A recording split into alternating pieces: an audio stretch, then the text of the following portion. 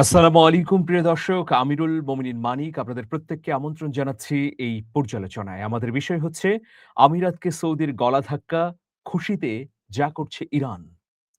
হঠাৎ করে কি এমন হলো সৌদি আরব এবং সংযুক্ত আরব আমিরাতের মধ্যে এই অগ্নি সম্পর্ক? যেন দুপক্ষের মধ্যে আগুন জ্বলছে। আমরা তো একসময় জানতাম যে সৌদি আরবের একদম নিবিড় অনুকরণ করত সংযুক্ত আরব আমিরাত। সৌদি আরব প্রথমে সিদ্ধান্ত গ্রহণ করত আর কেবল অন্ধ অনুসরণ করত সংযুক্ত আরব আমিরাত। গোটা মধ্যপ্রাচ্যে যেসব রাষ্ট্র নতজানু হয়ে মার্কিন যুক্তরাষ্ট্র এবং ইসরায়েলের পদলেহন করেছে, তার সর্বাগ্রে যদি সৌদি আরবকে রাখি, তাহলে এই সৌদি আরবের একদম চুলচেরা পুঙ্খানুপুঙ্খভাবে অনুসরণকারী ছিল সংযুক্ত আরব আমিরাত। কিন্তু হাল সময়ে এই সম্পর্ক নষ্ট হয়ে গেছে। তাদের মধ্যে যোজন যোজন দূরত্ব এখন। ইরান ইস্যুই বলি, অথবা মার্কিন যুক্তরাষ্ট্র ইসরায়েলের সাথে সম্পর্কই বলি, অথবা মধ্যপ্রাচ্যের যেকোনো নীতি নির্ধারণের ক্ষেত্রে বলি, এখন মধ্যপ্রাচ্যে সৌদিকে ডিঙিয়ে নতুন মোড়ল হতে চাইছে সংযুক্ত আরব আমিরাত। তা কি সম্ভব? চলুন আমরা বিশ্লেষণ করি যে সৌদি আরবের সঙ্গে কেন আমিরাতের এই ভয়াবহ সম্পর্ক। সৌদি আরব এবং সংযুক্ত আরব আমিরাতের মধ্যে পার্থক্য আমাদের প্রথমেই বুঝে নিতে হবে। সৌদি আরব একটি একক সার্বভৌম রাজতন্ত্র যা ১৩টি প্রদেশ নিয়ে গঠিত। অন্যদিকে সংযুক্ত আরব আমিরাত ৭টি, আ এর মধ্যে দুবাই, আবুধাবি, এই ৭টি অংশ নিয়ে একটি ফেডারেশন। সৌদি আরবের জনসংখ্যা প্রায় ৩.৫ কোটি আর সংযুক্ত আরব আমিরাতের জনসংখ্যা প্রায় ১,১০,০০,০০০, যার প্রায় ৯০% বিদেশী। চিন্তা করুন, সংযুক্ত আরব আমিরাতের জনসংখ্যা হচ্ছে ১,১০,০০,০০০, এর মধ্যে ৯০% হচ্ছে বিদেশী। তাহলে আরব আমিরাতের জনসংখ্যা কত? ভেবে দেখুন।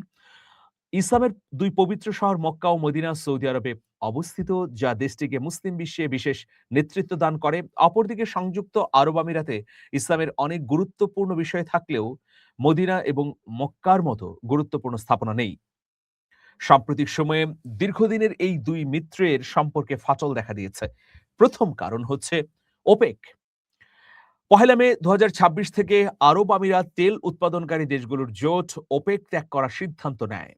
সৌদি আরব দীর্ঘ মেয়াদে তেলের দাম ধরে রাখতে চাইলেও আরব আমিরাত দ্রুত তেল উত্তোলন করে মুনাফা সংগ্রহ করতে আগ্রহী। দুই দেশই বর্তমানে বৈশ্বিক প্রতিযোগিতায় শ্রেষ্ঠ হতে চাইছে, ফলে বৈশ্বিক বিনিয়োগ টানতে একে অপরের বিরুদ্ধে প্রতিযোগিতা করছে। লিবিয়া, ইয়েমেন এবং ইরানের সাথে সম্পর্কের ক্ষেত্রে দুই দেশ ভিন্ন পথে হাঁটছে। কেন? কারণ সংযুক্ত আরব আমিরাত মনে করছে যে মধ্যপ্রাচ্যে যদি তাকে নতুন মোড়ল হিসেবে আবির্ভূত হতে হয়, তাহলে মার্কিন যুক্তরাষ্ট্র এবং ইসরায়েলের সঙ্গে সম্পর্ক রাখতে হবে। সেজন্যে আমরা দেখতে পাচ্ছি যে ডোনাল্ড ট্রাম্প তার প্রথম মেয়াদে ইব্রাহিম আকার্ড নামে যে সম্পর্ক তৈরির একটি চুক্তি শুরু করেছিলেন, সেই চুক্তির প্রথম স্বাক্ষরকারী হচ্ছে সংযুক্ত আরব আমিরাত। মানে ইসরায়েলের সঙ্গে মধ্যপ্রাচ্যের মুসলিম সংখ্যাগরিষ্ঠ দেশগুলোর সম্পর্ক নবায়ন করে দেওয়ার একটা ঠিকাদারি নিয়েছিলেন ডোনাল্ড ট্রাম্প। সেই ঠিকাদারির ফাঁদে প্রথম আক্রান্ত হয় আরব আমিরাত। মানে আরব আমিরাত, সংযুক্ত আরব আমিরাত আর ইসরায়েল, দুটি রাষ্ট্র নিজেদের সম্পর্ককে আরো উষ্ণ করবার জন্যে ট্রাম্পের দুতিয়ালিতে ইব্রাহিম আকার্ডে সই করে। তো এটা পুরনো খবর, কিন্তু নতুন খবর হচ্ছে যে এবার এই ৪০ দিন ধরে চলা যুদ্ধে সংযুক্ত আরব আমিরাতকে আকাশ প্রতিরক্ষা ব্যবস্থা দিয়েছিল ইসরায়েল। এটা কিন্তু এতদিনে প্রকাশিত হয়েছে। গোমর ফাঁস হয়ে গেছে যে সংযুক্ত আরব আমিরাত আসলে ইসরায়েলের একটা পালক পুত্র।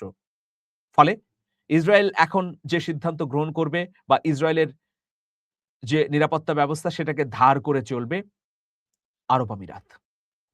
তো এইরকম প্রেক্ষাপটে আমি যদি একদিকে সৌদি আরবকে রাখি, আরেকদিকে আমিরাতকে রাখি, তাহলে দেখব সৌদি আরব মুসলিম বিশ্বে এই সংযুক্ত আরব আমিরাতের সঙ্গে দীর্ঘদিন ধরে একটা সুন্দর সম্পর্ক রাখার চেষ্টা করেছে। তবে সাম্প্রতিক সময়ে ২ দেশের ২ রকম পলিসি।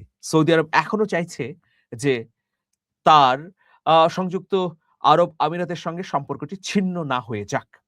কিন্তু এমন সিদ্ধান্ত গ্রহণ করেছে আরব আমিরাত। ফলে বাধ্য হয়েই কিন্তু সৌদি আরবকে ভিন্ন পথে হাঁটতে হচ্ছে। শুধু তাই নয়, সৌদি আরব সাম্প্রতিক সময়ে তার সিদ্ধান্ত গ্রহণের মধ্য দিয়ে গলা ধাক্কা দিয়েছে এই আমিরাতকে।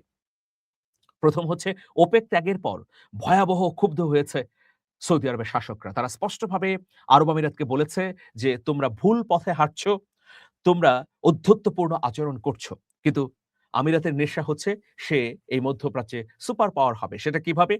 বিদেশি বিনিয়োগের মাধ্যমে, এখানে মার্কিন যুক্তরাষ্ট্রের ঘাঁটি তৈরি করে, ইসরায়েলের পদলেহন করে, ইসরায়েলের একটা ছায়ারাষ্ট্র হতে চায় এই আমিরাতের শাসকরা।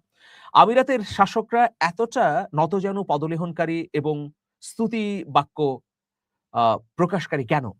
এর মূল কারণ হচ্ছে আমিরাতের শাসকদের জনভিত্তি নেই। তাদের পায়ের তলায় কোনো মাটি নেই। তারা একটা কাঠামোর মধ্যে থেকে রাষ্ট্র শাসন করছে। ফলে আমিরাতের জনগণ যদি ক্ষেপে যায়, ক্ষুব্ধ হয়ে উঠে, কোনো আন্দোলন করে বা লড়াই শুরু করে, তাহলে ভয়াবহ অবস্থা হবে এই আমিরাতের শাসকদের।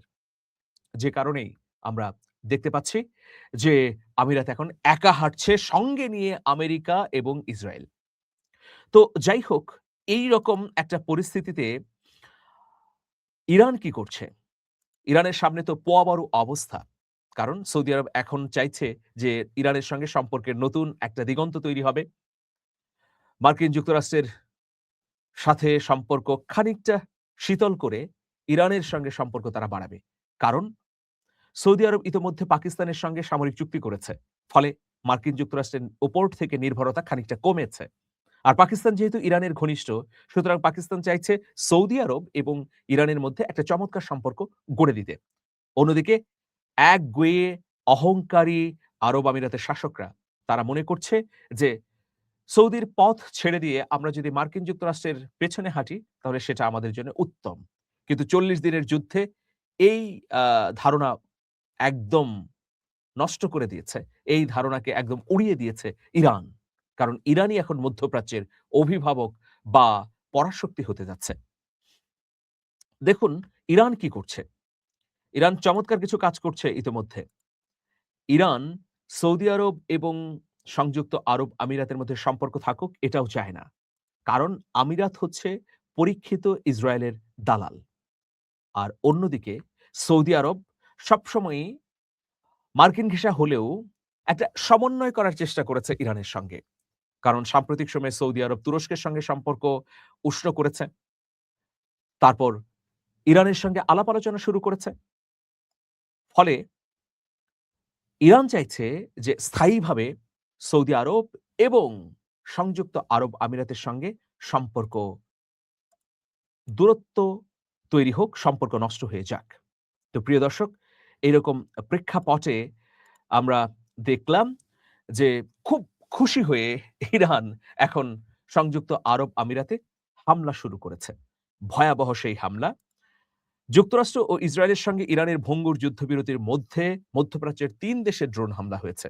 এই হামলায় কাতারে একটি বাণিজ্যিক জাহাজে আগুন ধরে গেলেও কুয়েত এবং আমিরাতে তাৎক্ষণিকভাবে ক্ষয়ক্ষতির কোনো তথ্য পাওয়া যায়নি।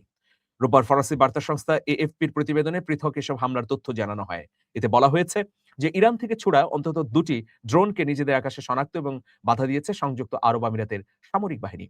দেশটির প্রতিরক্ষা মন্ত্রণালয়ের বিবৃতিতে বলা হয়েছে, ইরানের এসব প্রকাশ্য হামলা শুরু হওয়ার পর থেকে সংযুক্ত আরব আমিরাতের আকাশ প্রতিরক্ষা ব্যবস্থা এখন পর্যন্ত মোট ৫৫১টি ব্যালিস্টিক ক্ষেপণাস্ত্র, ২৯টি ক্রুজ ক্ষেপণাস্ত্র এবং ২,২৬৫টি ড্রোন মোকাবেলা করেছে।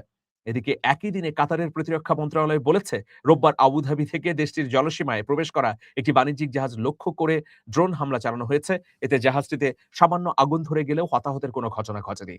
সামাজিক যোগাযোগ মাধ্যম এক্সে দেয়া এক পোস্টে মন্ত্রণালয় বলছে, রোববার সকালে আবুধাবি থেকে আসা পণ্যবাহী ওই বাণিজ্যিক জাহাজ মুশাইদ বন্দরের উত্তর-পূর্ব দিকে কাতারের জলসীমায় ড্রোন হামলা শিকার হয়েছে। এই হামলার ফলে জাহাজ সীমিত পর্যায়ে অগ্নিকাণ্ড ঘটলেও কেউ আহত হয়নি।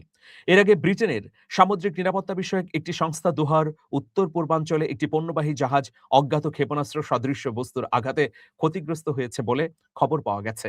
এছাড়া কুয়েতের সামরিক বাহিনী রোববার ভোরের দিকে দেশটিতে ড্রোন হামলা হয়েছে বলে জানিয়েছে। দেশটির সেনাবাহিনীর জেনারেল স্টাফ এক্সে দেয়া এক বার্তায় বলেছে, আজ ভোরে সশস্ত্র বাহিনী কুয়েতের আকাশসীমায় বেশ কিছু শত্রুপক্ষের ড্রোন শনাক্ত করেছে। এসব ড্রোনকে নির্ধারিত নিয়ম অনুযায়ী মোকাবেলা করা হয়েছে। তবে ড্রোনগুলো কোথায় থেকে এসেছে সে বিষয়ে সুনির্দিষ্ট কোনো তথ্য পাওয়া যায়নি। প্রিয় দর্শক, ইরান এখন উদযাপন করছে এই আনন্দ। কারণ সংযুক্ত আরব আমিরাত এবং ইরান আলাদা হয়ে গেলে সংযুক্ত আরব আমিরাত এবং সৌদি আরব আলাদা হয়ে গেলে ইরানের সুবিধা।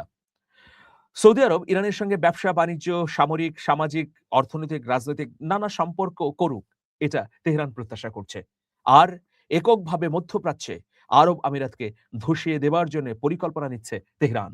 ইতোমধ্যে তেহরানের সামরিক কর্মকর্তা এবং বিভিন্ন পর্যায়ের ঊর্ধ্বতন কর্মকর্তারা বলছেন যে যুদ্ধ শুরু হলেই প্রথম আঘাতটি পড়বে আরব আমিরাতের উপর। কারণ এই মধ্যপ্রাচ্যে এখন একমাত্র ইসরায়েল এবং মার্কিন যুক্তরাষ্ট্রের সোল এজেন্ট হিসেবে কাজ করছে আরব আমিরাত। সুতরাং এই আমিরাতকে ধসিয়ে দিতে হবে। দেখুন, ইসরায়েলের আকাশ প্রতিরক্ষা ব্যবস্থা নিয়ে আরব আমিরাত এখন কোন রকমে ইরানের ড্রোনগুলো ঠেকাচ্ছে। কিন্তু ইরান প্রতিশ্রুতি দিয়েছে যে আমিরাতকে ধ্বংস করে দেয়া হবে, গুড়িয়ে দেয়া হবে তাদের আকাশস্তম্ভী স্থাপনাগুলো। কারণ এইসব স্থাপনা এবং আধিপত্যের পেছনে মার্কিন মদদ রয়েছে। ফলে শক্তির একটা স্পষ্ট সমীকরণ আমরা দেখতে পাচ্ছি। আব আরব আমিরাত এই যে ভুল পথে পা বাড়ালো, পরিণতি কি হবে? নিশ্চয়ই ভয়াবহ। আরব আমিরাত কি সৌদি আরব, ইরান এবং অন্যান্য রাষ্ট্রকে ডিঙিয়ে আমেরিকার এজেন্ট হিসেবে সেখানে টিকতে পারবে? এই প্রশ্নটি আপনাদের কাছে রেখে গেলাম। আপনার মতামত জানান। ভালো থাকবেন। শুভেচ্ছা নিরন্তর।